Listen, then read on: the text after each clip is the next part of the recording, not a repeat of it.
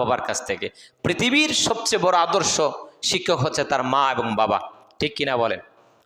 একটা ছেলে যখন ৬-৭ বছর হয় তারপর না সে স্কুল প্রতিষ্ঠানে ভর্তি হয়, এর আগে থাকে কার কাছে?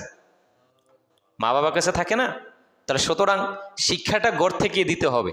আপনি যদি আপনার ছেলেকে সুন্দরভাবে কোনো অন্যায় করে ফেলছে, তাকে ধমক দেওয়া যাবে না, তাকে বলতে হবে বাবা এই কাজটা তুমি করো না, এটা করা ভালো না।